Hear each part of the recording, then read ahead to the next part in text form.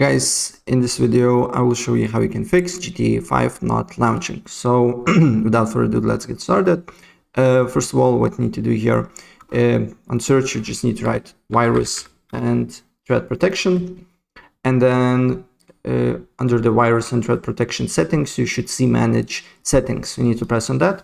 Then you need to scroll down until you see exclusions and then press yes.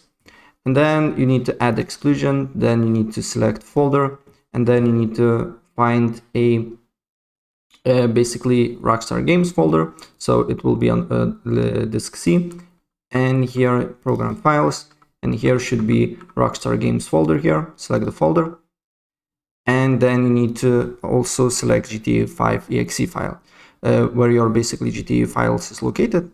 So for me is a folder, and then you need to go to disk C, program files x86.